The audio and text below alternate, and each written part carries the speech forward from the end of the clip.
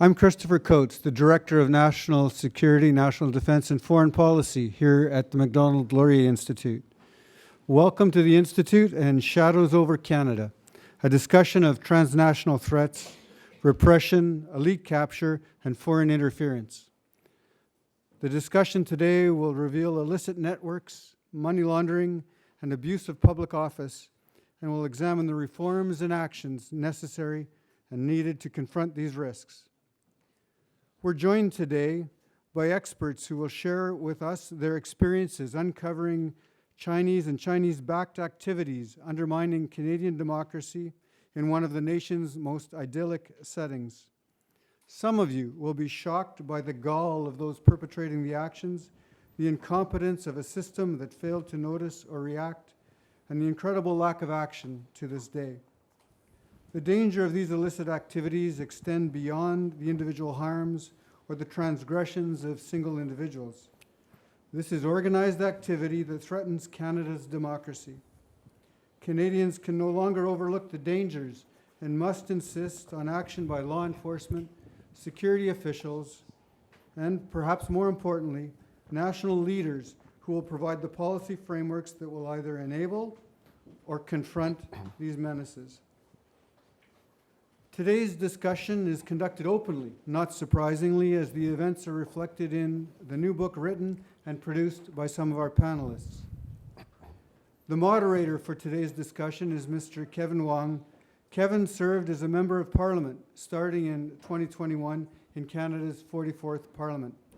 Elected as an independent at the age of 32, he was the youngest MP of Asian heritage to serve in Parliament and the first independent nominated by his peers to key positions with the World Bank and the International Monetary Fund. Kevin has numerous awards and accolades for his service to the nation and his abilities as one of Canada's amazing young leaders. And he's a senior fellow here at the Macdonald Laurier Institute. Directly pertinent to today's discussion, Kevin has been the target of foreign interference and is an outspoken advocate for tougher action and transparency. Please join me in welcoming Kevin and the other participants.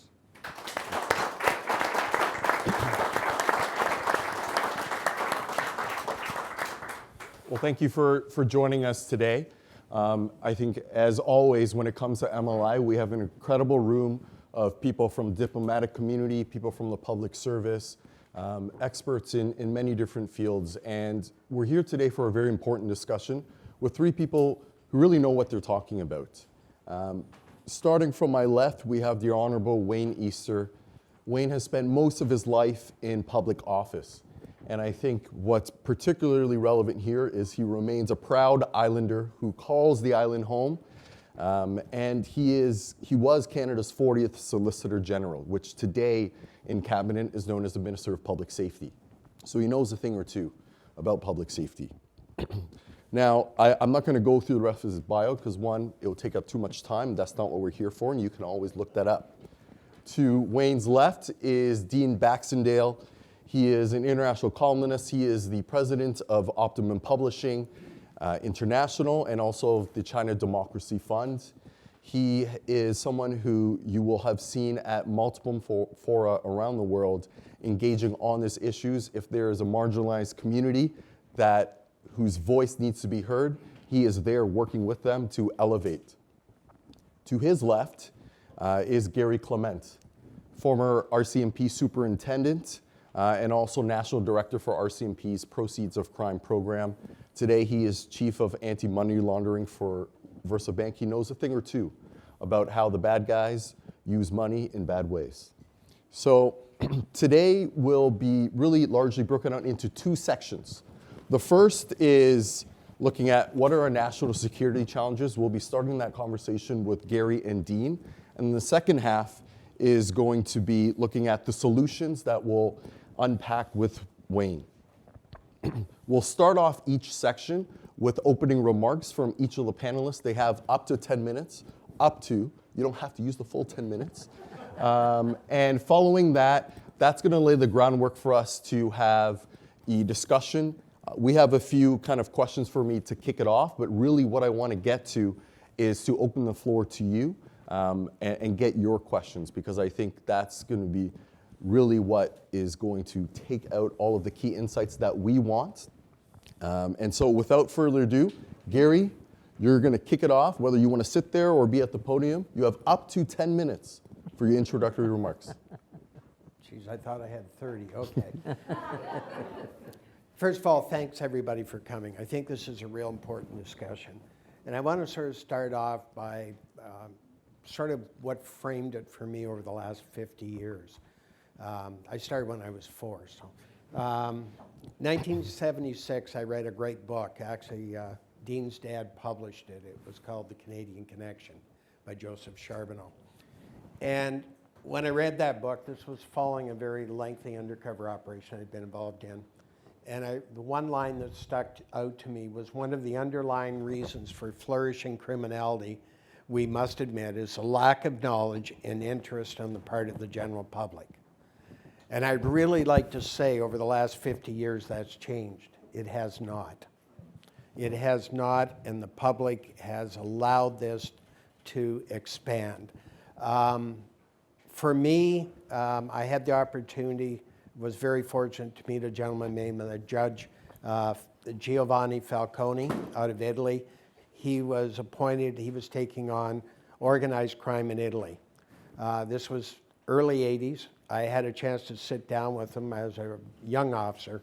And one of the things he said to me is the fight against organized crime is not just a battle, it's a duty.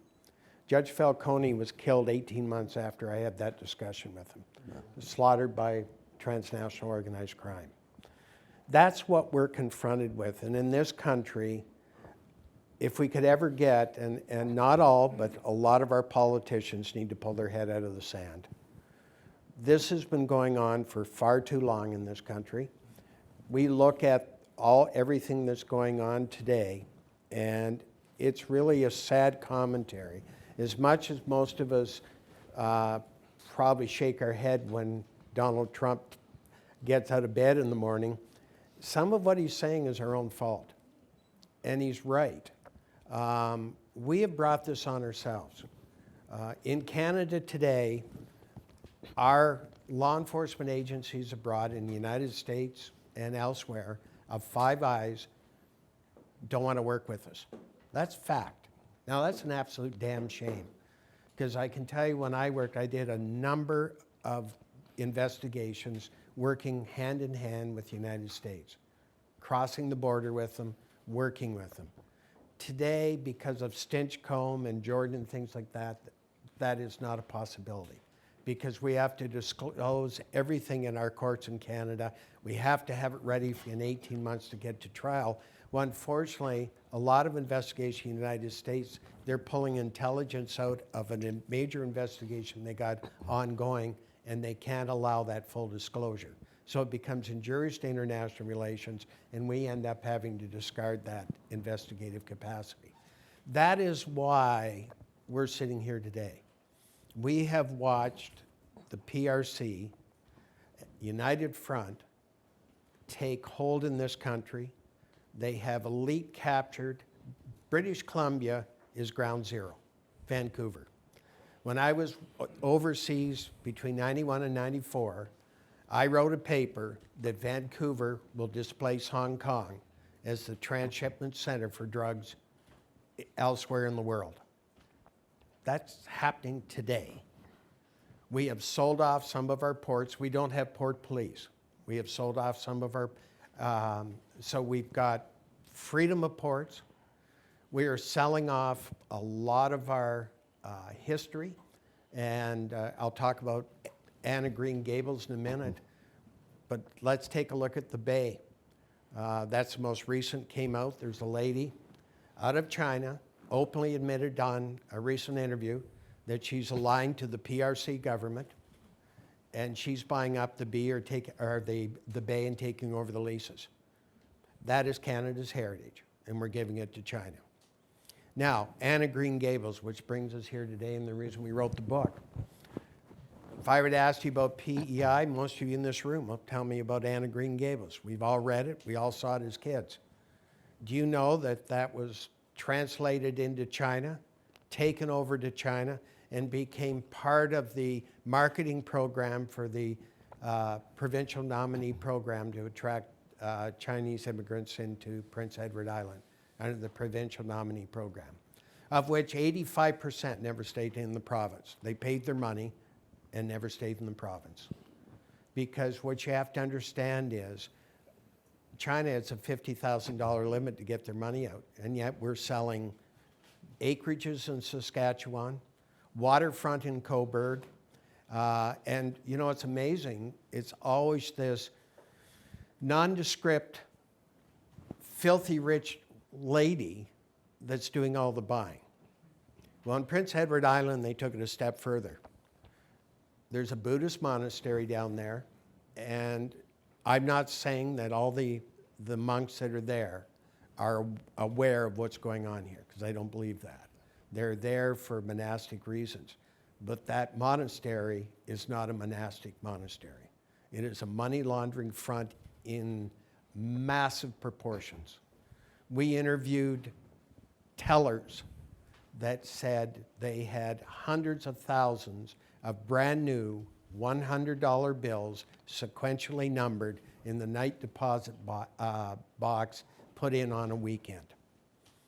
And that the manager said, oh, it's just religion. I know we interviewed people in real estate that a house was worth, we got this from the horse's mouth, their house was valued at $185,000. Well, they got the $185,000 plus a bag of cash for $140,000. And I'm sure the Honorable Mr. Easter has heard those stories too. That's what we're confronted with. And then you ask, well, why? You've heard of the Vancouver model in money laundering, and I've been doing money laundering for almost 50 years. I've given expert evidence in a lot of cases. The monastery has set up corporations that are transnational organized crime in nature in the way they're established. They are moving money, and I can't say 100%, but it has the hallmarks of what we saw in British Columbia and could very well be fentanyl money laundering. That's what we're dealing with. And this country has not woken up to the fact that that exists today. Our politicians have not woken up to the fact that that exists today. And I guess I'll conclude this opening start by a quote I love from Robert Kennedy. Every generation inherits a world it never made, and it does so it automatically becomes the trustee of that world for those that come after. In due course, each generation makes its own accounting to its children. I have to say right now, I would be embarrassed to think what my great-grandchildren are going to think of how we've managed this country, because it's an absolute crying shame. Garry, thank you. Dean, your opening remarks. Well, that was a great start. Thank you, Garry. So, as you know, my name's Dean Baxendale. I'm the publisher at Optimum. Canada Under Siege is the culmination of an 18-month investigation, but was predicated on, prior to that, 5 years of intelligence gathering from another book that we published, The Mosaic Effect, which looked at elite capture throughout the country. And within that, we identified the United Front works operations in Prince Edward Island and British Columbia and numerous other jurisdictions throughout the country. Optimum has published no less than 10 books now, specifically about the Chinese Communist Party's infiltration operations, not only in Canada, United States, but in the UK and around the world. I work with the diaspora communities, elevating their voices, the Tibetans. I was here with a press conference with the Vuong, the president of the Tibetan government in exile, last week. These are important topics for them, and I'm going to get to the intersection of how Tibetan Buddhism plays out on Prince Edward Island as now a geopolitical issue. But suffices to say, as Garry said, Optimum's been around for some time. My father started this. He was one of the first brave publishers to publish on organized crime in this country. We published over 500 titles during the last 50 years. And we are a publisher that looks for truth to power. But the only way we get to where we are is because of solid people whistleblowers, people who have a story to tell, and sometimes it is well beneath the surface until it starts to bubble to the top. Our first book, Hidden Hand, really highlighted the global geopolitical interference and influence operations starting in the UK, here in Canada, the elite capture of former MP and ambassador to China, John McCallum. And I spoke to John before we published the book. I gave him the excerpt and said, John, here's what we're publishing. Here's what it says. I said, do you have any comment? And John said, no, Dean, that's fine to go with. So basically, John knew that he was, in part, working on behalf and forwarding the agenda of the Chinese Communist Party. Now, let's look back. The whole world was engaged with China. Going through 1990 through 2000, we were all in on China. We all believed that China was going to reform. China was going to democratize. China was going to liberalize. China would move away from their egregious human rights records. In fact, what we've seen is the exact opposite. And actually, when the wall fell, the Chinese Communist Party continued to double down. Even though their public facing is win-win trade. It's all good, it's all good. And we want China engaged. This is a country that we need to engage, but it can't be on the CCP's terms. And we have to remember about all the people in China that are under the repression of this regime. And all the people in Canada and around the world who I speak to, who are in the diaspora communities, who are repressed by the Chinese Communist Party here in this country. They target journalists like Sam Cooper, who brought you willful blindness, who I'm sure most of you are familiar with here. And that's why we had a Foreign Interference Commission or inquiry in Canada. That's why we had the Cullen Commission, because we published. We dared to bring the truth forward. People said it was a conspiracy. And I remember having a conversation with somebody in Munich, at the Munich Security Conference, former general, NATO. He said, Dean, you know what? It's all conspiracy until it's true. And I think what we've laid bare is that China is engaged in hybrid warfare to such an extent in our country and in all other jurisdictions in the world. They are undermining democracy writ large. That's what Canada Under Siege is about, and how Tibet got engaged with this. But it started with the PNP program, Provincial Nomination Program. And I'm not going to disclose the whole book, obviously, because I'd like you to buy a copy, because at the end of the day, I am a poor publisher, just doing good for the world. But bottom line is, that's where it started, PNP, and there was a lot of corruption. We had whistleblowers there that tried to bring it forward. They lost their jobs. They lost their standing in Prince Edward Island. They had to run away from the island to get jobs. Eventually, it was settled, but almost 10 years later, and they won a lawsuit against the government. But it took, again, media to bring that story forward. The intersections of Tibetan Buddhism, the Chinese Communist Party writ large, is working very, very closely to undermine the Dalai Lama's claim to his own succession, or we'll call that the reincarnation. That's what our press conference was here in Ottawa about with the CKON last week. And they want to control Tibetan Buddhism in Taiwan. Why? Well, that's a soft power tool by getting the Tibetan Buddhists, or Buddhists in general, in Taiwan. When China takes over, they will naturally assume that this is the positive reunification of China writ large. So it speaks to a bigger narrative. The Chinese play, this PRC plays a long, long game.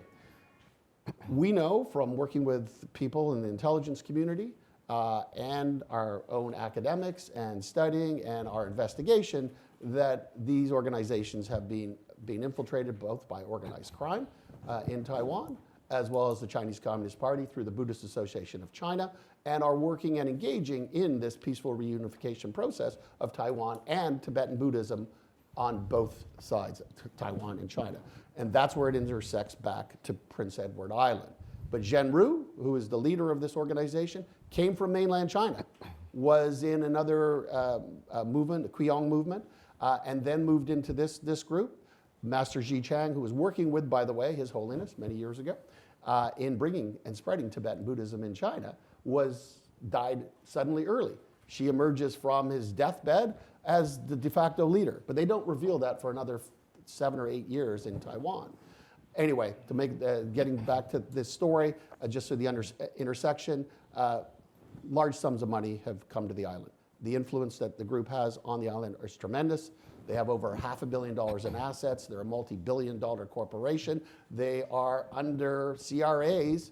They get no taxes. And this is a corporation, ultimately, that they're hiding behind this. Is there real monastic teachings going on there? Absolutely. This is important that we understand. It's not all the people that have come there. And I had this conversation with the Tibetan government exile because I was quite concerned about this fact. But this is what's happening on the island. These are real, genuine Tibetan Buddhists or Buddhists from Taiwan. They're not from Tibet at all. By the way, they don't have any Tibetans in the group, but we won't let that cloud the situation.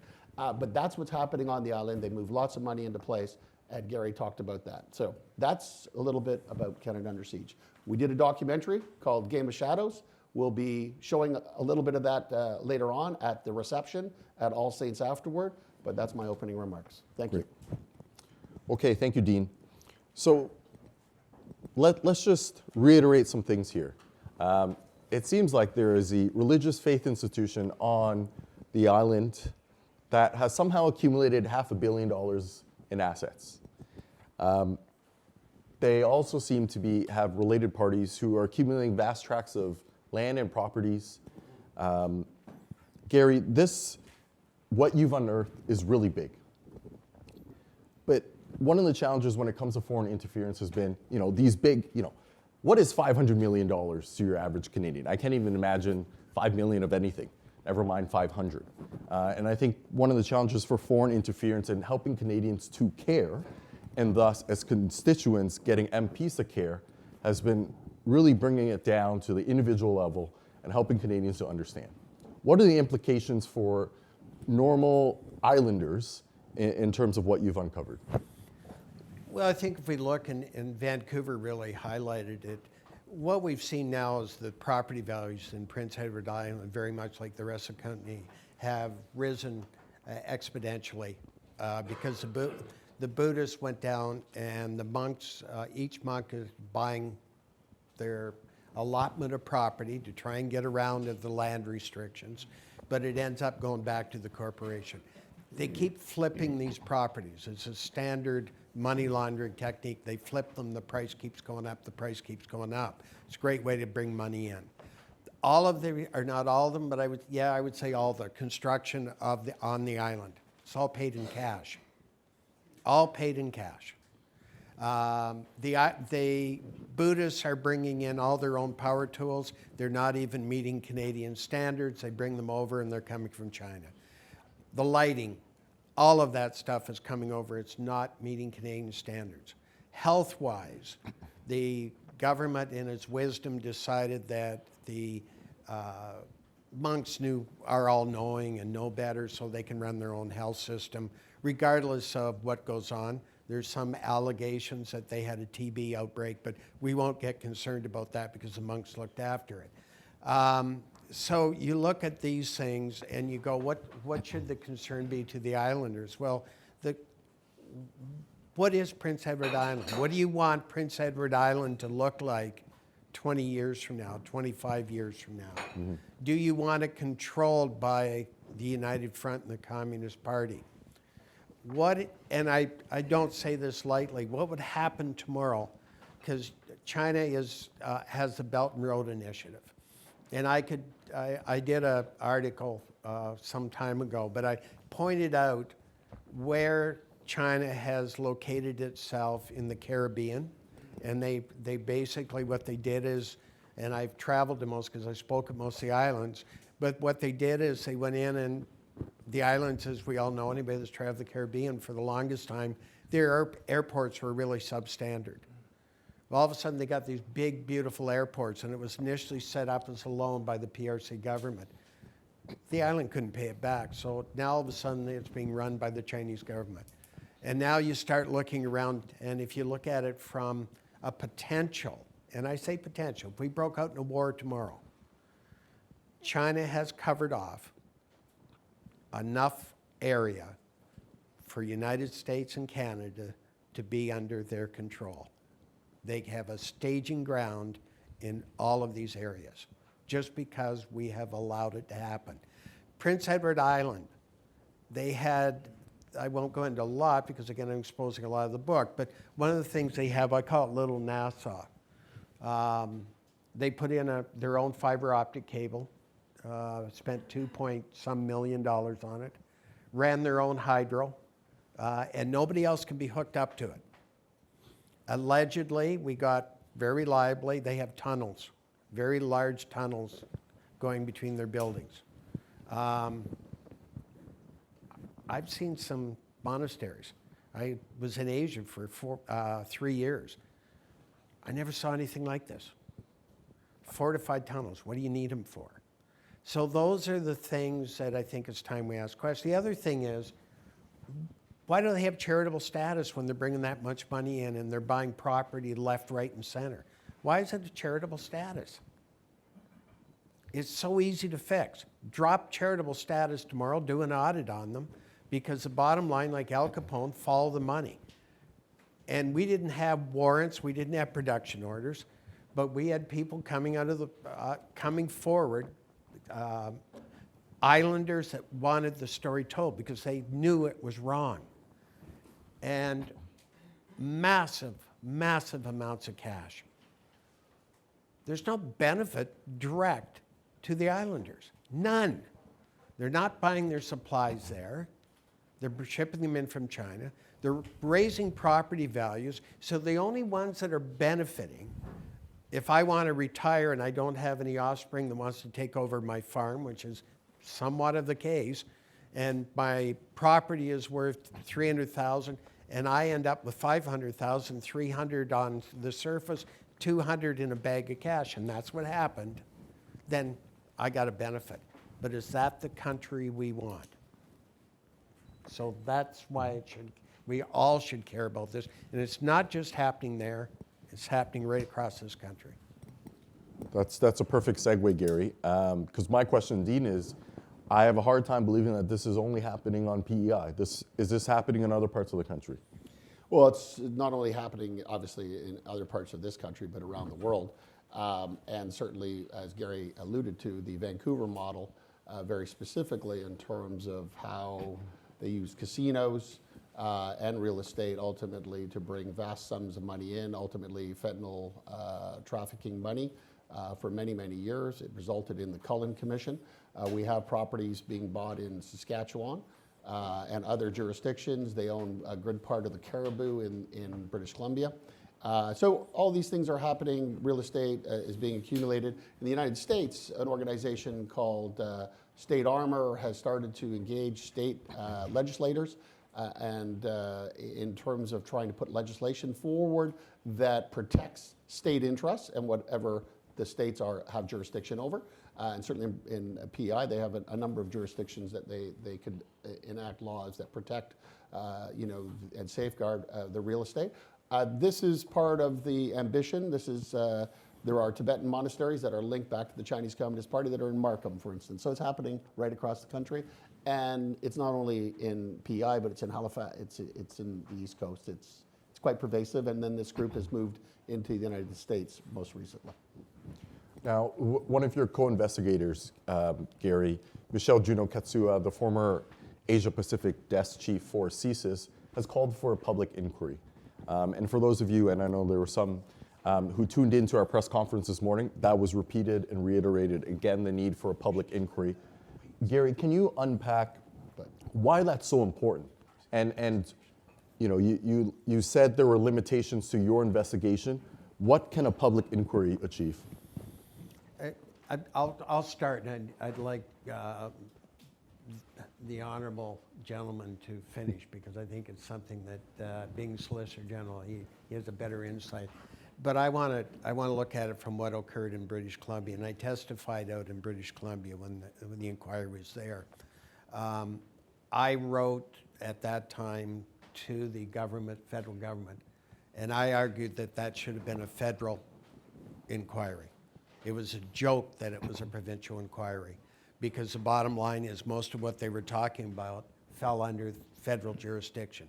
So unfortunately, and I stated that when I testified, that it was unfortunate. I tried to get Premier Ford to look at it in Ontario because I said, if you think British Columbia is bad, look in Ontario because we're worse. But the bottom line is, if you don't look, it's not an issue, is it? So that's really what we're dealing with. But I honestly believe a inquiry with the right approach, an inquiry that is federally federally charged, the right judge bringing in subpoena powers and that to unpack what is happening in this country would serve us all well. And I think that's the only way we're going to get to the bottom of it. I know it's great to say, well, let's get the RCMP to investigate. Unfortunately, I'm sure a number of you have heard me, I'm a very proud ex-member of the RCMP, but it's not fit for service today. It cannot do these complex investigations. And I was speaking with Wayne earlier, and as I said to him, it's not that they don't have talent, but when I started, we didn't have computers. Look at what we're dealing with today in transnational organized crime. Chinese is so far ahead of us, we don't even know where to start anymore. And the only way we're going to do it is have a federal investigative service, no contract service, no VIP protection, and let's have a focused federal investigation, and let's adjust our legislation. Because Stinchcombe and Jordan is killing us. We need a RICO statute. Without it, you can throw 1,000 more bodies at it. We still can't do a damn thing about it. We've got to fix our system. Okay. Wayne, you were Solicitor General. Today, that's known as the Minister of Public Safety. And we all know both the press conference and probably what comes out of today is going to be in the clippings for the Public Safety Minister tomorrow, if not already. Sent to him in a quick briefing note. If you were the Public Safety Minister right now, what would you do? Well, you'd be listening to some advice from your department, and some of it you probably shouldn't listen to. Look, knowing what I know, and I've long called for a public inquiry into Bliss and Wisdom and Prince Edward Island, and as Garry says, it absolutely has to be a federal public inquiry. To do one at the provincial level, it doesn't have the authority. There's too much connections to law firms, accountant firms, judges, politicians within that province to be able to do it properly within the province. So you need a federal public inquiry because you need the authority to be able to subpoena witnesses, to trace bank accounts nationally and internationally, to work with other countries in terms of some of the subpoenas and information that you'd have to gather. So the only institution and legislation with the authority to do what has to be done to get to the bottom of this issue is through a federal public inquiry, in my view. Okay. So we've set the stage now in terms of the national security challenges, give you a sense of the state of play in Prince Edward Island. This is now the opportunity to open the floor to your questions. Bear in mind, the second half of this discussion is to zero in on solutions. And obviously, the Honorable Wayne Easter has not yet made his opening remarks. So we're going to take questions in 2 to 3. We have a microphone.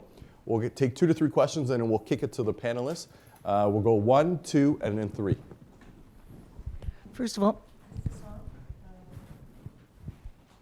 is it on? Yes. Yep. First of all, thank you very, very much for this very sobering reflection and alarming. So I have 2 questions. Number 1, while we're talking about today's theme, which is confronting foreign influence, we didn't get to ISGAP's recent report on We Stand on Guard for Thee, touching on the radical Islamic influence and invasion of our politics at every level, federal, provincial, municipal, universities, charitable institutions, unions, political parties. I understand, of course, there are time limits, so I respect very much what you've presented today, the sobering influence of the Communist Party. So my question is, relative to that solely, is a public inquiry sufficient to get to the bottom of this in light of the fact that, let's say, the RCMP, as we now know, is grossly incompetent, can't even keep the beautiful horse riders going, and the Department of National Defense has 14 years of neo-Nazis that they're just uncovering. They can't deal with sexual harassment. So will a public inquiry allow us to uncover bank accounts and trace where the money laundering go? We know public inquiries normally take 2 to 3 to 5 years. There could be, who knows, a change of government in that time, and the whole thing will fall off the table like most royal commissions. Thank you very much. Margaret? Go ahead. Do you want to start? No, we're going to take a few. Okay. Then Oh, we'll okay. answer that. Okay, I got it. Okay. Hi, I'm a former federal government official and have been a critic of China and what it's been doing in Canada. For Islanders in the room, I'm Margaret Bunnell McQuaig-Johnston. Bunnell is an island name. My mother spent all her childhood every summer on the island.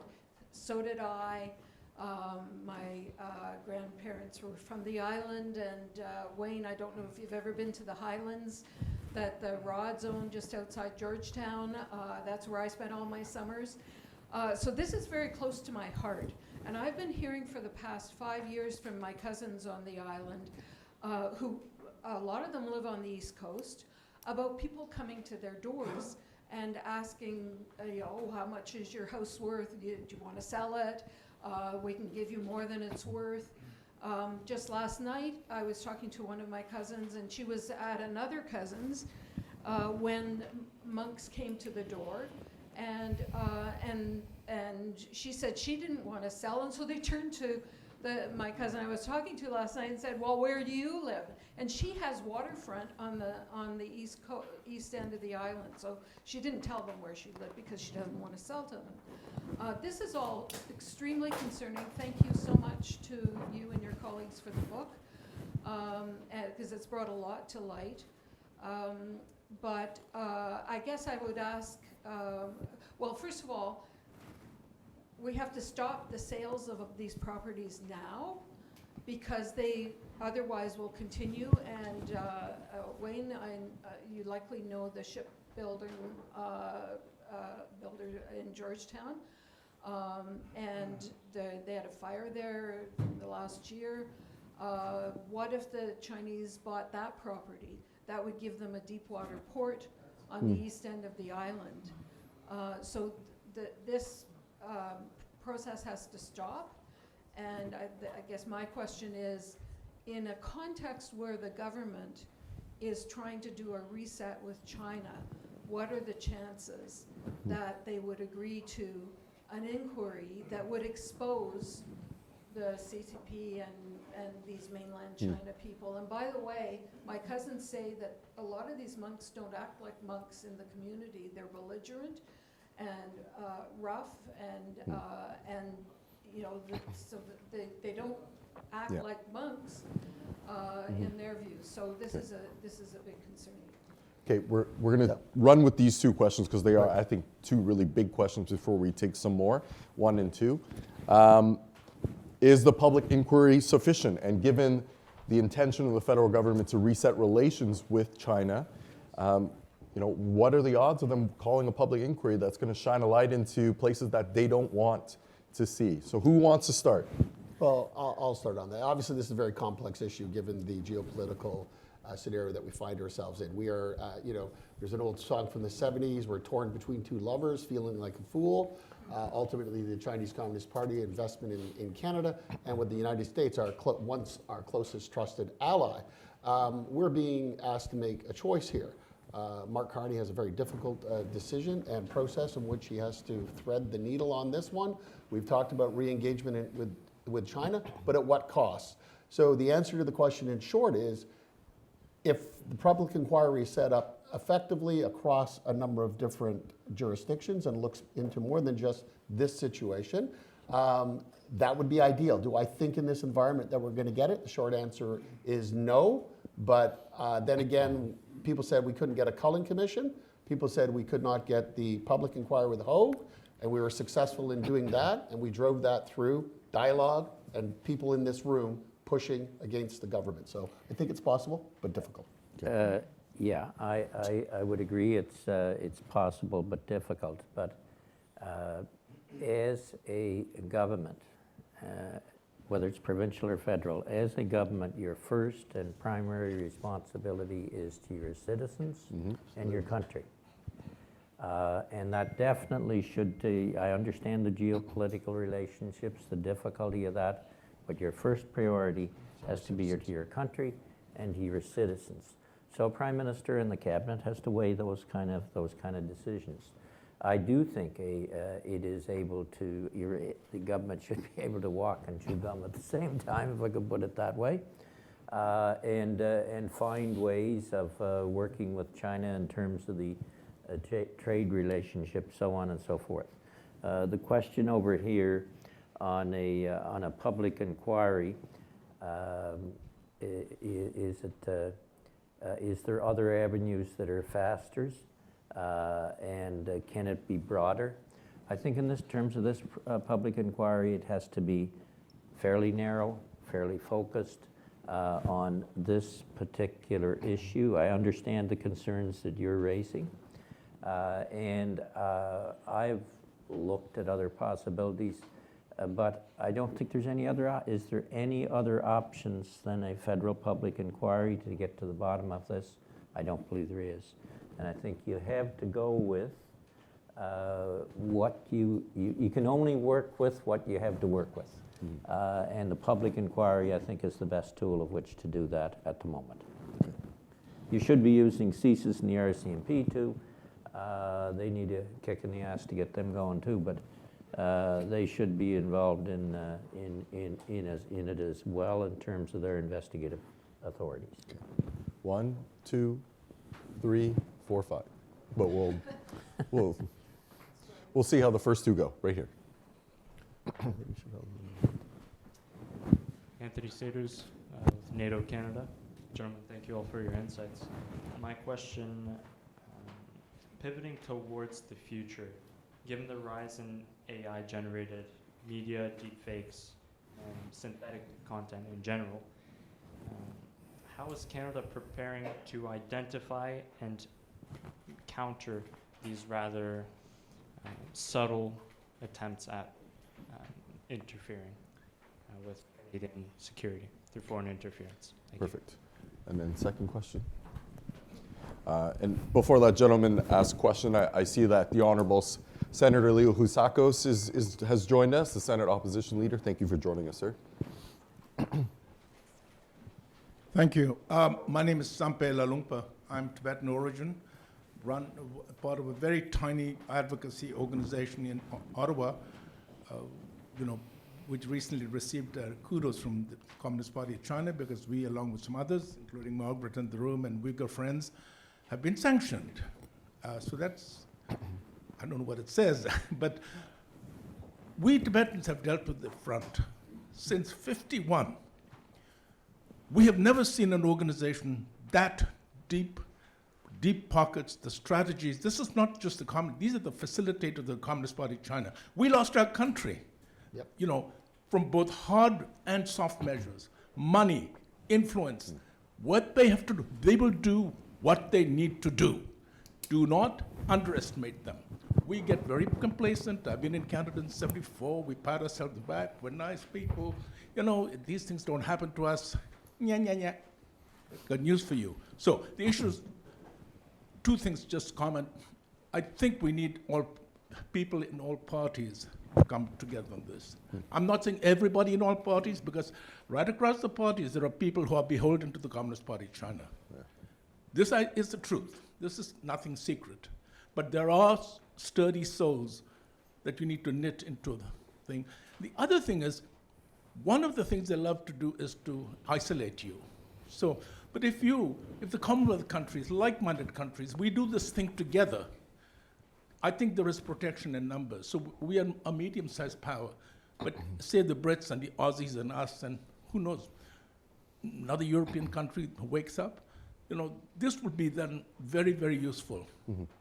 It's not legitimate Chinese common interests that we're against, it's the illegitimate objectives and activities of the United Front. And no Canadians know what the United Front is.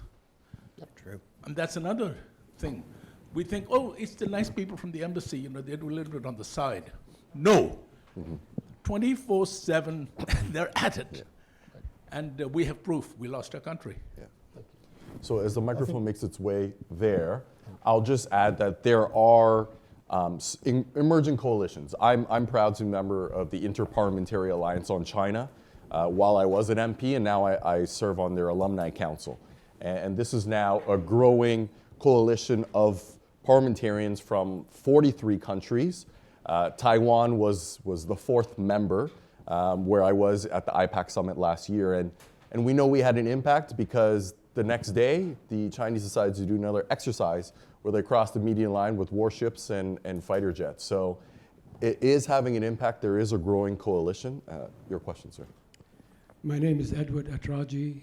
I'm an aerospace engineer with the National Research Council of Canada. I'm now retired. You wanted solutions. The first thing that I'd like to say, as Margaret has already stated, a public inquiry would take at least 3 to 5 years. That's too long. By then, we will be destroyed as a country. So what we can do, and if it's possible, can we change the rules of the game in terms of the trade and in terms of property ownership?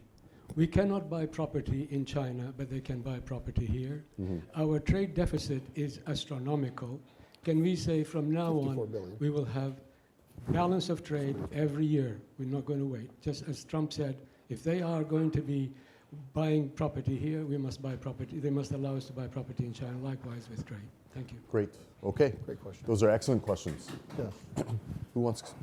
I'll just start on the first one with respect to cognitive dissidence operations and disinformation by the CCP. We can actually look to this particular case on Prince Edward Island, where they created 2 videos attacking 2 of the detractors, one of them happening to be one of the whistleblowers. So they automatically generated AI videos, put them out. They also put out a video against us right away after the CBC went to Taiwan, validated our research, and put the report forward nationally on the 17th of June. So they're very, very good at this. How do we combat it? It's going to take a concerted effort. It's going to take organizations like IPAC, but governments have to be aware that the cyber attacks, the ongoing infiltration, penetration operations are happening every second of every day. In British Columbia, on average, there are something like 75,000 penetrations by CCP to try to infiltrate our infrastructure. So we need to get this right, and it has to be across the globe and build standards in which to combat it. That would be my answer to that very quickly. The only thing I'll add is, and I know probably most politicians want to hear this, but having lived in China and looked at what they're doing right now, looking at the fentanyl crisis that we're dealing with today, which a communist party, if they really wanted to, could stop it, but just think how it's destroying North America. Just think how it's destroying battle-age youth if we ever had to go to war. 100,000 a year in the United States. Look at how many we're losing in Canada. The PRC government, not all of them, but the vast preponderance, operate as a transnational organized crime group. And the sooner we all accept that, the better off we will be. Because they are looking at what is the best interest to serve them and serve their agenda. And I'll do this quote, which I've never forgot it. I went to Hong Kong, it was shortly after Tiananmen Square. We had a reception in which there was a gentleman from the PRC government there. And being a person with not much of an opinion, I said to him, I just can't understand how you could allow that to happen at Tiananmen Square. Quote unquote, the general said to me, you don't get it. If you had 100,000 individuals with the IQ of a monkey come into your city, you would have done the same thing. Wow. That is how they view life. And don't forget it. And I've never forgot it. And I realize now what we're dealing with when we look at a lot of this. I realize that's what we're dealing with when we look at why we have this fentanyl crisis. And we have to accept that China is not our friend. And I agree with this gentleman. We shouldn't be doing anything that we can't do in their country. We shouldn't be allowing them to do it here. Yeah, on the AI question, I think Dean pretty well answered it, but it's an increasing issue that I think can only be resolved by governments globally.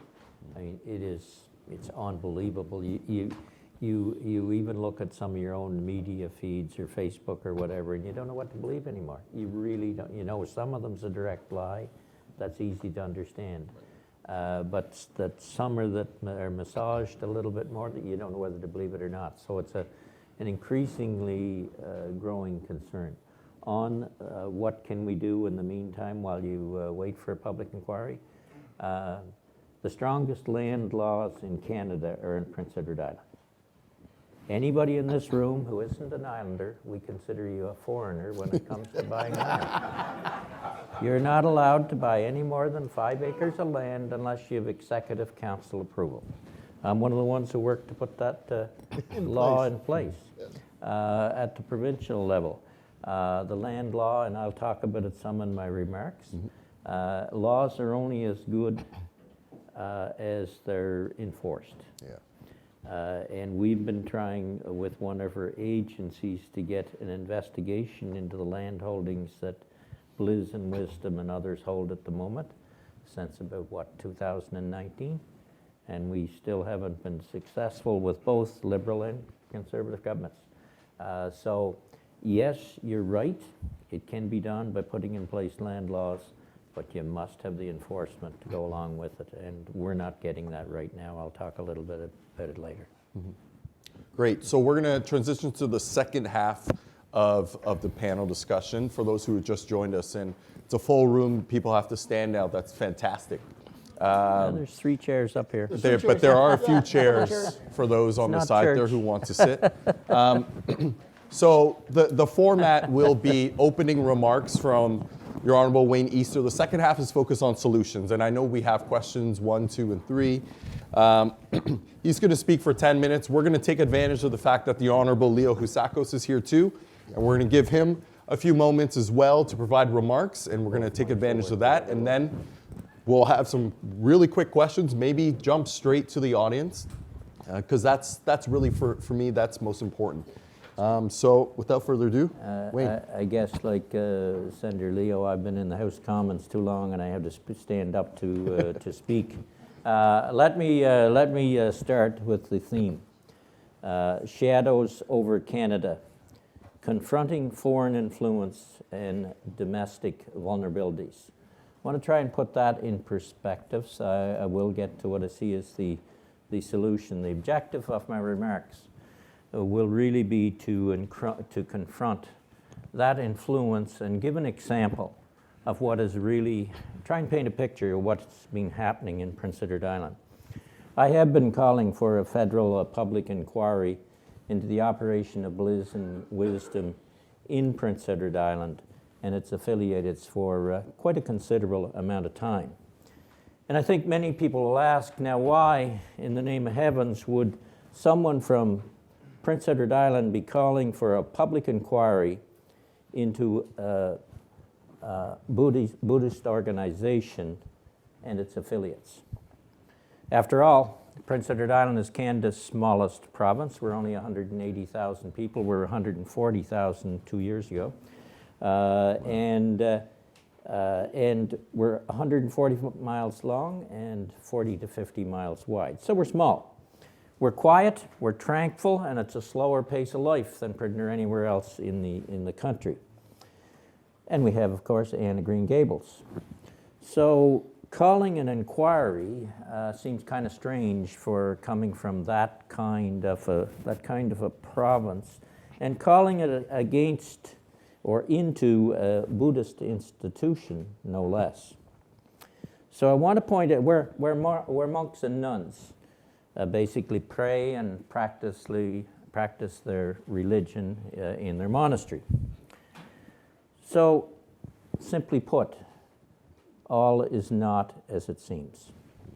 And I want to emphasize this point. This is not about ordinary monks and nuns doing their work and practicing Buddhism. This is about the leadership that is hidden in the shadows and the linkages from that leadership globally and increasingly across North America. And what are they doing?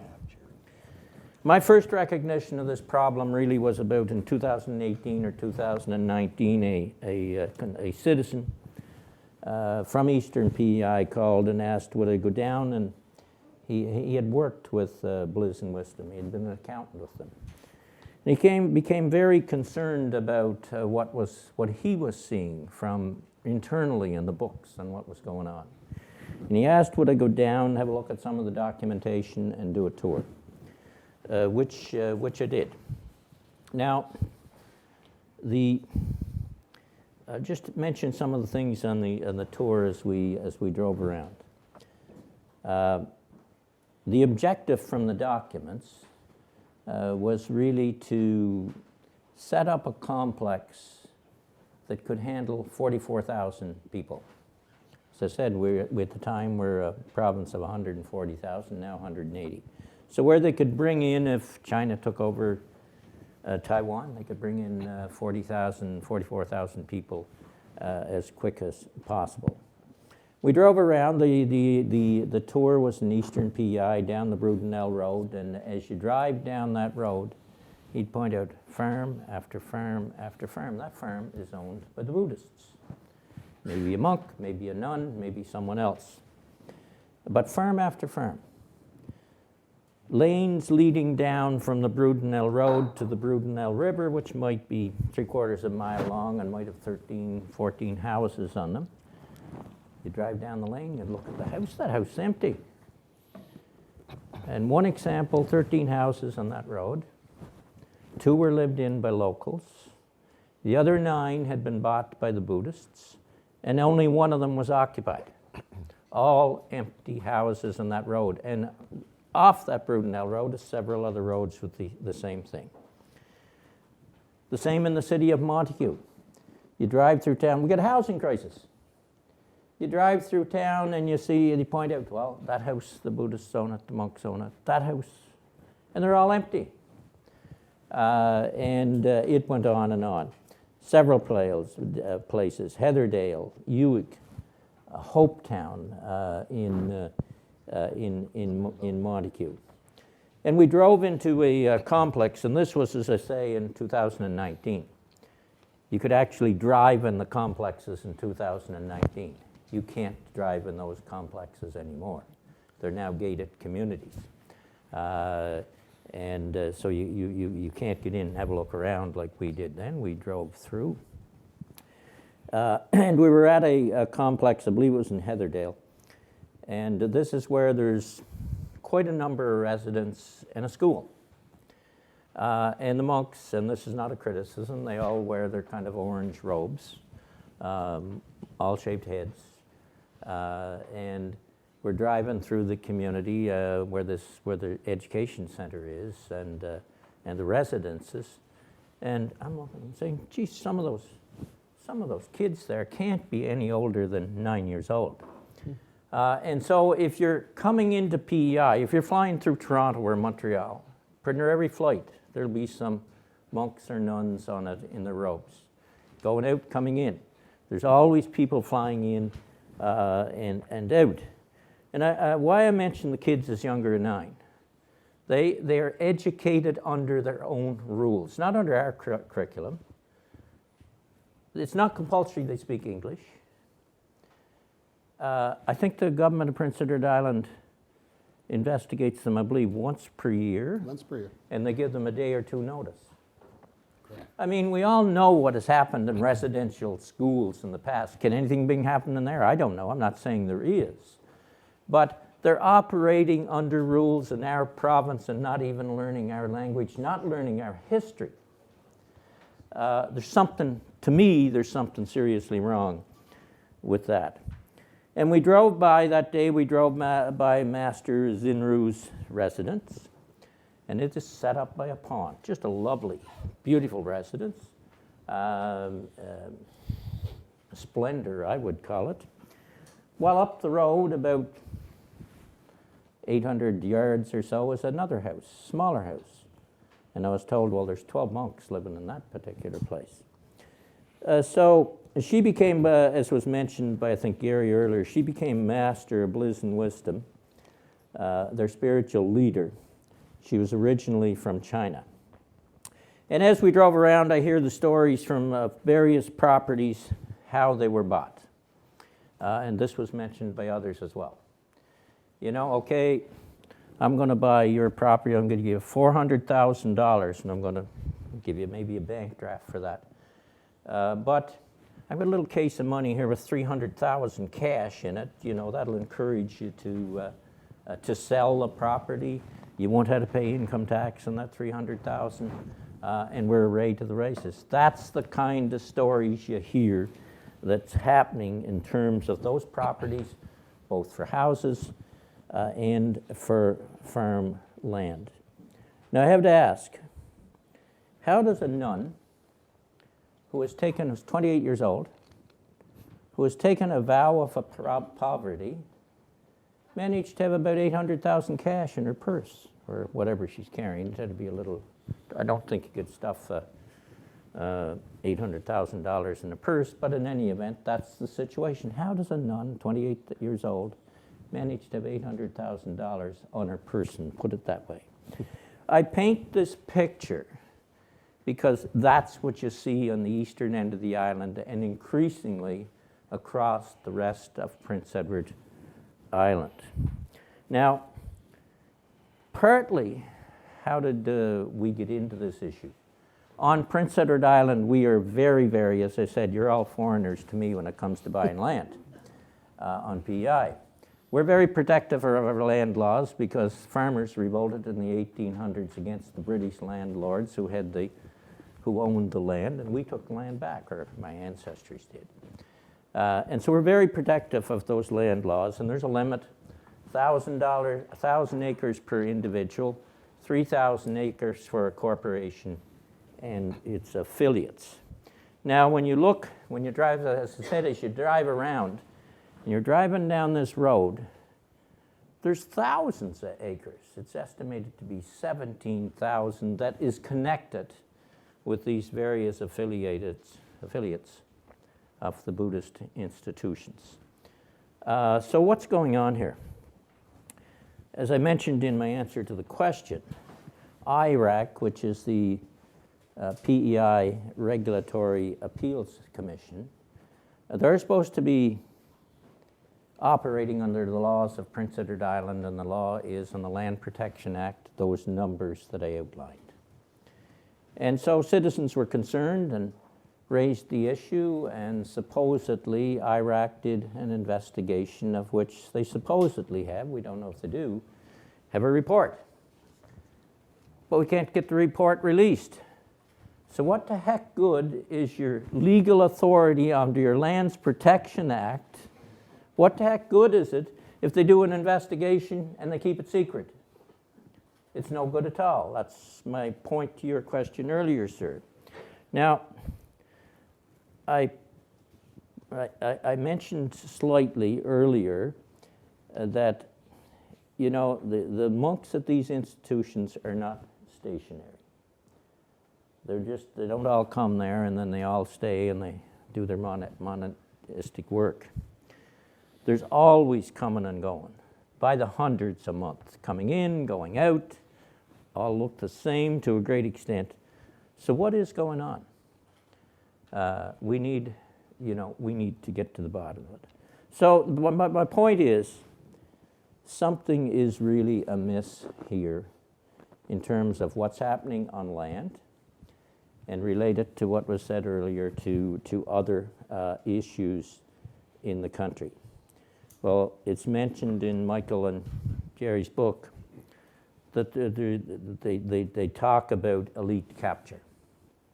And that's one of the reasons why I said earlier that an inquiry in Prince Edward Island really makes no sense at all, because the influencers have managed to rub shoulders, to do business, to be friends with the politicians in Prince Edward Island, both federal and provincial, to be honest about it, of all political of the Liberals and Conservatives, and they've both been in government over this period of time. So it makes no sense to have an inquiry at that level. The accountant firms and the lawyers, they've all been involved in some of these land transactions. So there's no sense going to them from a Prince Edward Island perspective. So that's a dead end.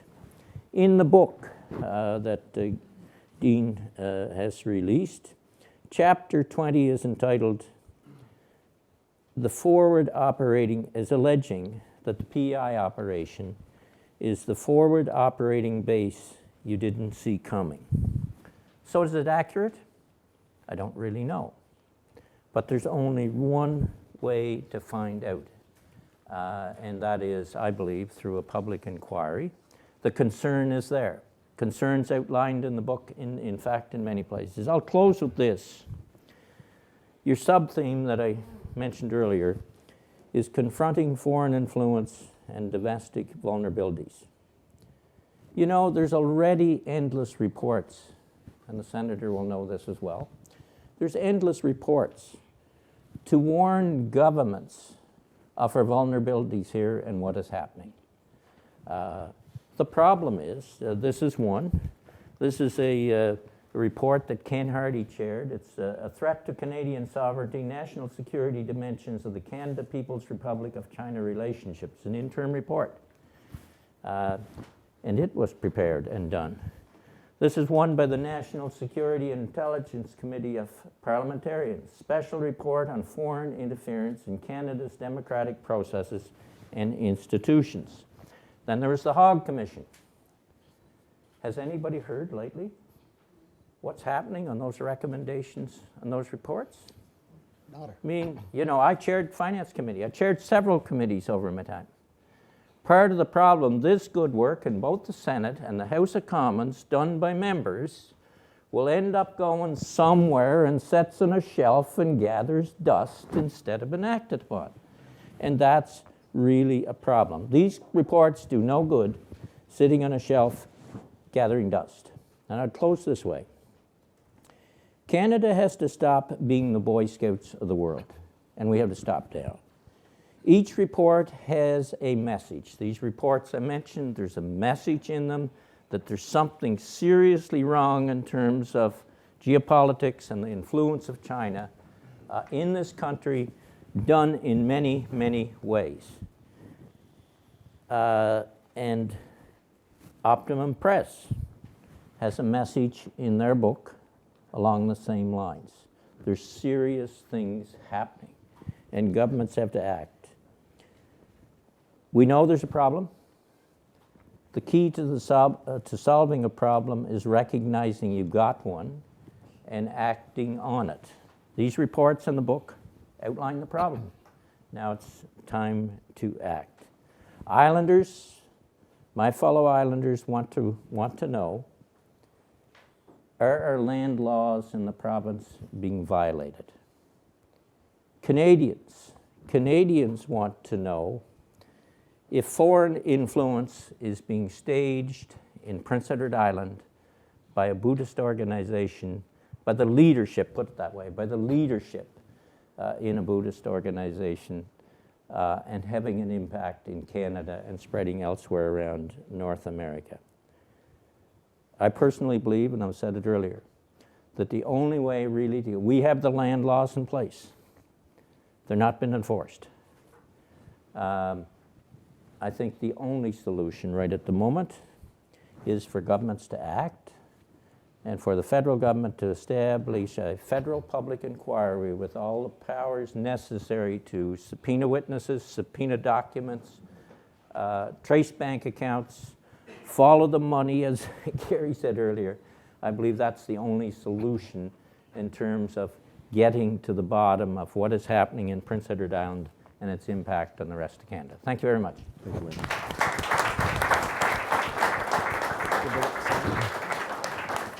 So I'm going to welcome Your Honorable Leo Housakos to the podium. I mean, this is a treat for us. It's a great opportunity to hear from the Senate opposition leader as we focus on solutions. And I'm going to completely scrap my moderator questions so that we can open the floor to your questions. Senator, the floor is yours. Thank you, Kevin, and thank you to the Institute for giving me the opportunity to address this get-together and the panel, and what a distinguished panel indeed on the subject matter. And I agree with the former minister. He's right on. There's been plenty of reports, plenty of studies. I think we all know what the problem is, and it ain't very complicated. For far too long, this nefarious regime in Beijing has been taking advantage of Canadian kindness and Canadian politeness. It's been government after government, and the truth is successive prime ministers who looked at China as an opportunity, and world leaders in the Western world looked at China as a potential partner in order to continue to increase our capacity to create wealth. Unfortunately, we were wrong. They were all wrong. It doesn't matter if it was Jean Chrétien or Stephen Harper or Prime Minister Trudeau. They are dictators.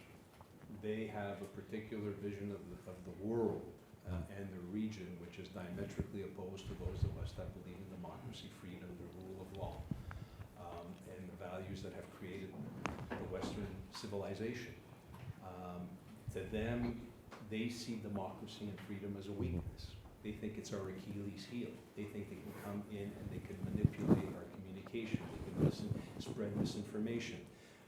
They believe the fact that at times our system might not be as efficient as theirs. They see that as an opportunity to pounce and take advantage of these Achilles heels. So the truth of the matter is, I believe the laws are there. They need to be strengthened. But I think what we have lost over the last decade in particular is the political will to stand up for the foundation that has built our societies. And I've seen it now across the board. It's great to have the best laws in the books in the world, but if there isn't a political will from our security agencies to the RCMP to the policing services all the way down the line, then the system is not aligned and it falls apart. And the former minister, he appropriately pointed out that China has been very aggressive, whining and dining former mayors, current mayors, provincial leaders, federal leaders, even, believe it or not, members of our own Senate in the upper chamber who have been compromised.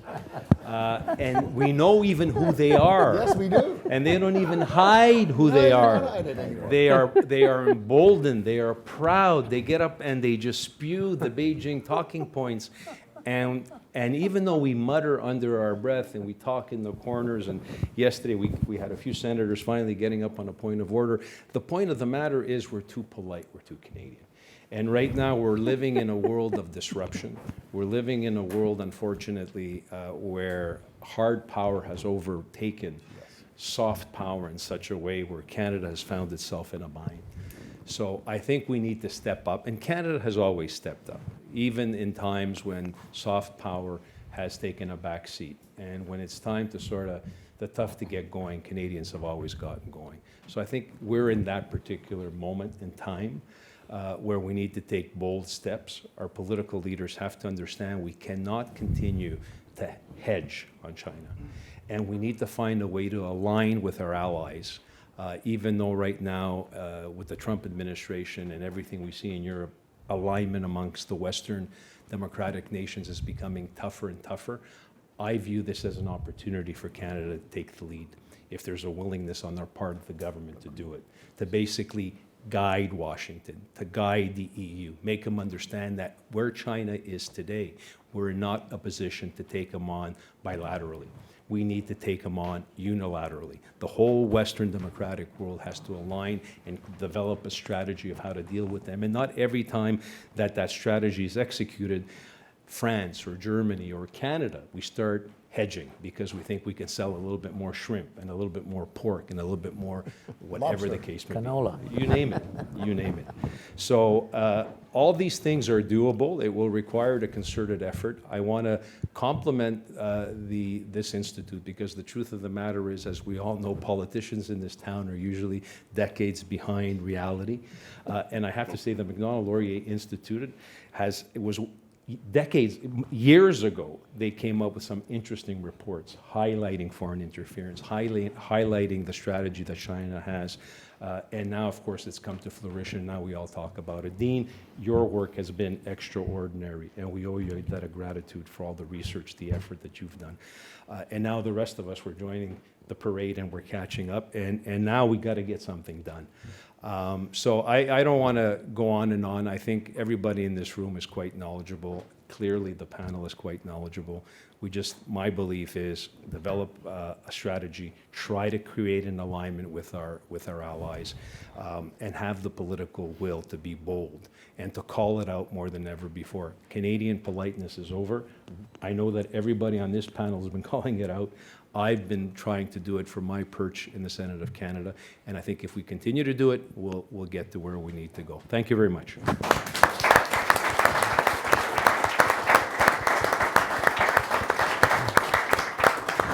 One, and then two. And three. Yeah, that gentleman right there. You'll be three. Thank you. And again, excellent presentations and very thought-provoking. Andrew Scheidel, I have two very quick questions. The first one is, Dean mentioned the effort that it took in 2023 into 2024 to go through the steps of special rapporteur into Hogue Inquiry. Yep. and deliver that report that the Senator just talked about. My question is, like that was all, seemed to be a major fizzle for Canadian national security. What lessons did the PRC take from that? And not just that we're weak and we're mushy, but specific lessons in their strategy. Did they change behavior from that, finding new vulnerabilities, new weaknesses, or new successes? So that's part one. Part two is completely agree on the public inquiry being necessary, diagnostic, not sufficient, need to move into the policy and program at a very high level and broad level, strengthen institutions. Who is working on that? Who is working on that strategic vision for the policies that would have to be put in place following public inquiries to start to actually say, these are the things we need to do to renovate our nation? Thank you. Thank you. And then Georgianne right there, and then behind you after. I just want to make a couple of comments. Georgianne Burke. First, the state of Florida passed a law that prohibits Chinese nationals who do not have status in the United States from purchasing property. And so the difference is that the governor and the legislature and the law enforcement agencies enforce it. So that's problem number one. The second thing is, I think it may relate to what you were talking about. I'm wondering if the police entities that the Chinese had all over the country, Yep. Which everyone has unearthed and kind of, it's been an issue. If they've just morphed into a new form, they found a new way to do what they were doing. And if this fails, they'll find another way. Correct. So I'd just like to hear some comments on that. Okay. And then what, right behind you. And then go. Hi. I'm referring, Garry, to a remark that you made right at the very beginning, where you said that it's time for politicians to pull their heads out of the sand. Well, I think there's lots of evidence that strongly suggests that this is not a question of pulling their heads out of the sand, that a lot of this behavior is purposeful. That they really know what's going on, but they don't want to change it because a lot of people are benefiting from the status quo. And in terms of solutions, you're all talking about corruption, right? Money laundering and so on. What do we know is the best mechanism in the world for preventing corruption that is accepted by most democracies around the world? We know that the best mechanism is whistleblowing and whistleblowers. And one of the things we know about Canada's law is that it doesn't work. It does not protect whistleblowers, and there's lots of evidence that says this was purposeful. The only ones who've ever tried to get adequate whistleblower protection laws are individual members of parliament, and they've all been swapped down.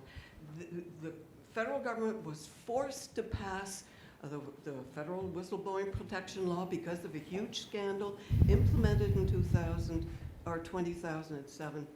Never worked. I hear from whistleblowers because of the work I do regularly, and every week now, almost daily. It's increasing. There are so many who are silenced because they're not protected at all. So my solution is, and I will work with any member of parliament or any member of the Senate to brief them on what we know about what's going on in federal governments, in provincial governments, because that federal law was the model for the provincial governments as well, so that we can finally, after, I think they began, the members of parliament began with private members' bill in 1991. So now, 35 years later, we're still no further ahead. There's got to be a reason why there is such great resistance to transparency and accountability in our political elites, should I say. Thank you. So that's my solution, pass an effective law, and I'll be happy to work with any senator or member of parliament. As a matter of fact, I suggest, Kevin, a joint Senate and parliamentary committee on whistleblowing. Okay. All right. Thank you. Okay. Who wants to start? I guess what I would say is, and I go back to the time that Hong Kong had so many problems with triads and corruption. Is Canada at that point that the only way we're going to get a handle on it is create an independent commission against corruption, where it's automatically has to be investigated? You can't close a file until you take it to a committee, and the committee approves whether there was sufficient investigation. It's a step further than whistleblowers. I mean, they do take that information, Pamela, but I think we've got to a point in this country, and I mean, I could go down the list of individuals connected with Power Corp and how all of that has tied into the Chinese Communist Party, and from Pierre Elliott Trudeau to Justin Trudeau. And the only way we're going to get a handle on it is we need an independent commission against corruption in this country. I know it's asking for another organization, but I think it's like the honorable senator said, isn't it time we spoke out and we did something about it? So I will quickly dovetail onto that. I would say that we need to have a separate parliamentary committee dealing with national security that is accountable directly on this issue, and that they drive policy and the government to take action. The United States does this very well, and it holds the government's feet to the fire.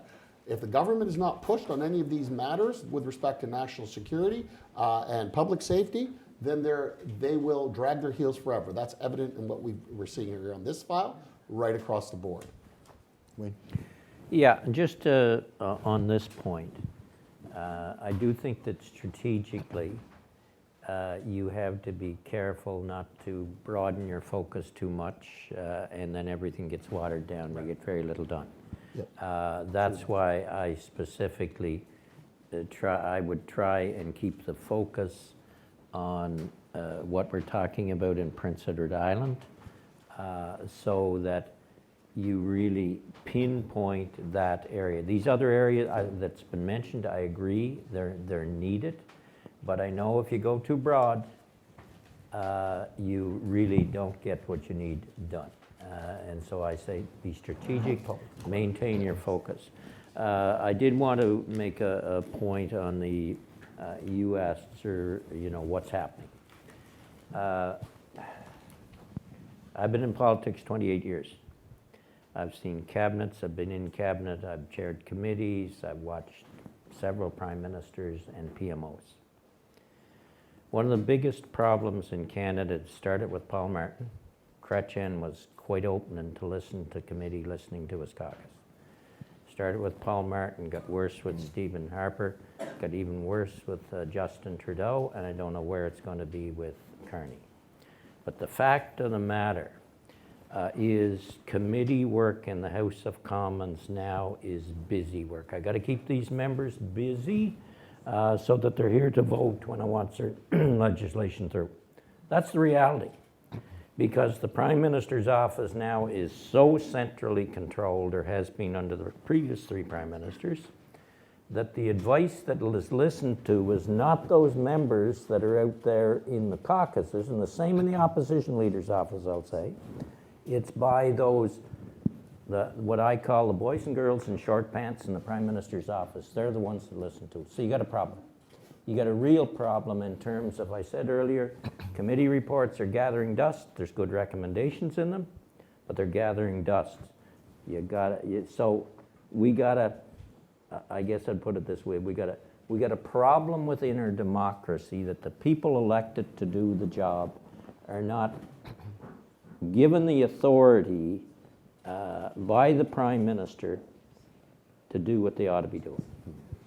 So we're going to try to squeeze in 2 more quick questions. You have 30 seconds each. This young lady and the gentleman in the back, and then our friend from the island. But I just want to say really quick, Wayne went where I wanted to go in terms of the weakness that I think has been called out, which is the increasing centralization of power in the PMO. Why bother trying to influence 100 members of caucus, or at least a majority of caucus, when I can zero in on the half a dozen people who really matter in the Prime Minister's office?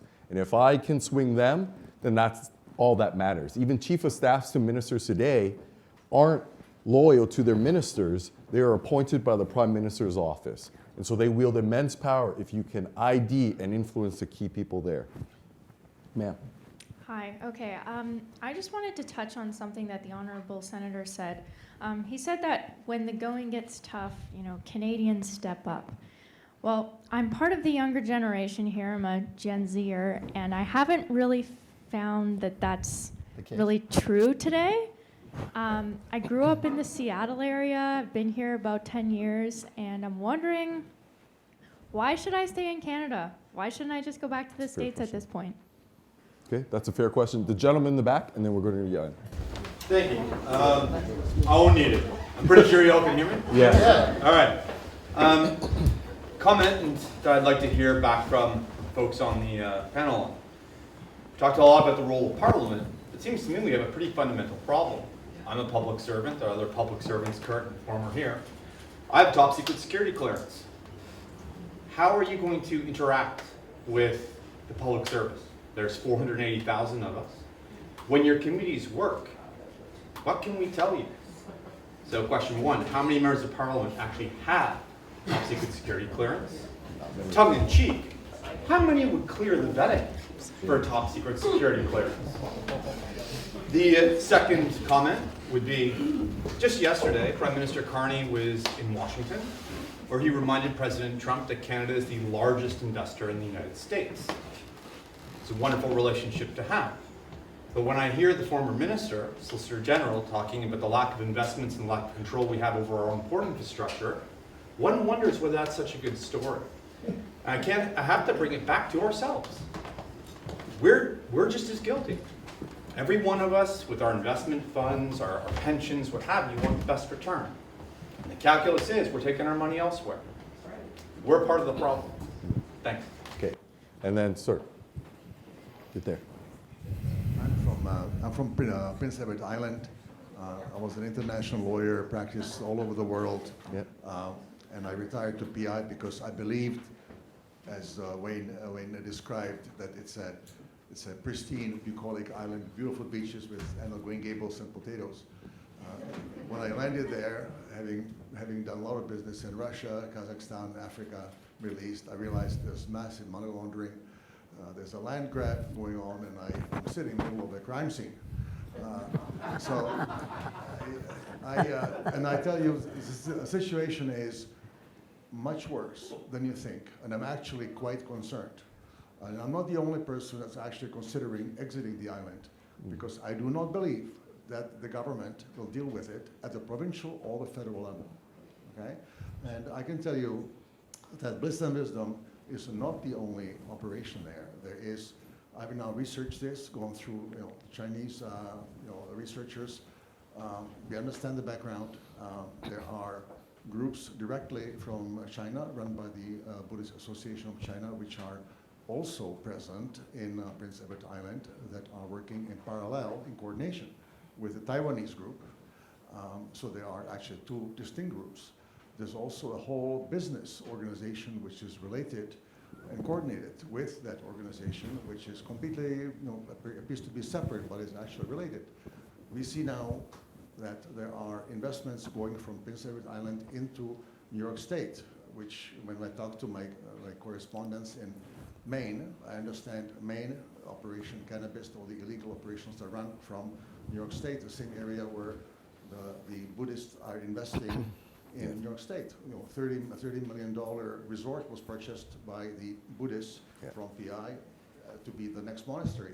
So this is actually spreading into Montreal, Nova Scotia, New York State, and it's connecting with other operations coming from Ontario into the eastern part of Canada.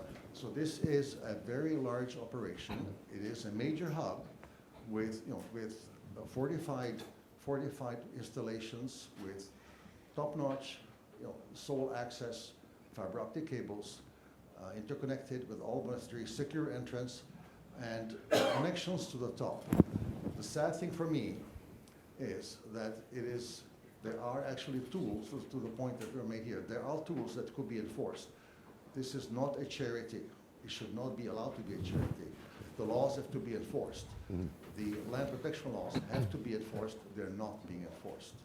We have immigration consultants that are Chinese nationals that are bringing in people that are unvetted, that we believe are also operatives, which are there. They go on to other markets from PI, including the U.S. So it is a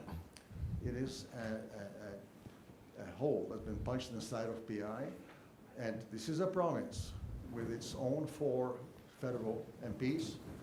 It has seats in parliament, always has a minister in government. If this island falls out of the control of CCP, you have the enemy is not outside the gate, it's within the gates. Okay? And the idea is to bring 40,000 people, as Wayne said. And when those 40,000 people come, when Taiwan is invaded, you will see a complete shift in the voting pattern. By now, the business interest will control every economic sector, from farming to fishing, aquaculture, etc. And you will see that the dominoes will start to fall, and it'll be too late. So I would say the situation is dire. The politicians need to do something. I think there's a major lacuna in the cooperation between the federal departments and the provincial governments, and that is why the CCP is focusing on the provinces, because they do not have access to intelligence, national security information. The level of awareness is low. The only thing they have a lot of is appetite for Chinese investment, and they are absolutely, shooting fish in a barrel. So that has to change. But I do hope that there be some willingness. So I'm going to ask that we answer the various questions, starting from left to right. This will also be your concluding remarks. Okay? And we'll start with Garry. You have a minute. And please try to stick to a minute. I'm sorry, when I have albeit retired 3-star general standing over my shoulder, it stresses me out. So Garry. I'm just going to end by what bothers me about this whole thing. We tried to brief various government departments in Canada. There was no interest. And we raised it with the United States, and there's a very good chance Dean and I will be briefing U.S. Equivalent enforcement agencies. I think that's an absolute crying shame, especially somebody that served 34 years in law enforcement and did a lot of organized crime. And there is zero interest in this country. So that's a complacency. Very quickly, first of all, Jan Matichak and Caroline Cox, as well as Marty Murphy, have all come in from the island, from PEI, to be with us. And they are supporters and have tried to bring this voice forward in Prince Edward Island. Where does this start? Policy, we have to get this right with respect to the interaction with classified domain scenarios. That's why you need to have that committee that I was talking about, which is not a solution for this problem, if fully vetted and have the security clearances so that we can have that exchange. But the thing on the island, they've started their own movement. They are engaging citizens on the island, talking about, they have a group called Say PEI, and they're advocating for change on the island. That's where it happens. Democracy happens right at the local level. Good question on what do younger people do and how do we get things done. I think Dean practically gave the answer. It's a matter of being strategic, being organized, letting your voice get out there, and demanding results. I do want to come to the national security question. The NC COP committee, which I really worked strongly to get in place, they all have security clearance. The difficulty is, when that report is done, like the first report by the NC COP committee, if it had been listened to by the Prime Minister, we wouldn't have needed the Hague Commission. Yeah. Because everything the Hague Commission did in it was practically in that NC COP committee way back whenever the date was. And so I think the critical element there is you've got top security clearance there. They can talk to CSIS. They can talk to you people who have top security clearance. But Cabinet and the Prime Minister has to take that report they do seriously. And that's what's not happening right now. So as a young person on the panel, I would like to address the younger question. It feels like the original Canadian bargain is broken. We should be willing to accept higher taxation and a little bit more regulation in exchange, especially from an entrepreneur perspective. You're supposed to have generally safer environment, a safer place to call home, build your business, raise your family, as well as various healthcare services and other things. That was part of the original Canadian bargain. And I think it's broken, and I think young people see that, and that's why you're looking to the US. Why not go there, make more money, better purchasing power, pay less tax, where my success and hard work will be rewarded and celebrated as opposed to punished. What I will say is, as an entrepreneur, I was a tech entrepreneur before I was elected. I'm working with a number of leaders, particularly within the tech and innovation community, but in business writ large, who have had enough with waiting for change, with waiting for the politicians and the policymakers, and have taken it upon themselves to start driving that change. Build Canada is a great example of that. I encourage those who aren't familiar to just go and search that. There are business leaders now who have had enough, and they are taking it upon themselves to drive that change. And I am cautiously optimistic that we will be successful. It's not going to be easy. I think that's probably the theme, one of the themes of this panel discussion today. But I would hope that you don't give up and other young people won't. Give us a little bit of time because it's worth the fight. So this country's worth fighting for. Yeah, this country. Together we can do it. Sir. Ladies and gentlemen, thanks so much for being here. I of course, thought that I would be summing some things up and reading back to you sort of my summary. We don't have time for that, and I think you all just did it so well a moment ago that this country is worth fighting for. Been really privileged. The message that this room is full, and enthusiastically so, is a message to us that we need to do more of this, and we will attempt to do that. Thank you.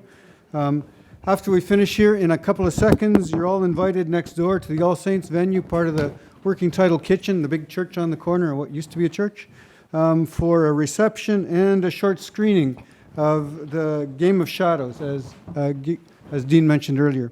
So please join me in thanking Wayne, Honorable Wayne Easter, Dean, Garry, and Kevin for moderating. Thanks very much.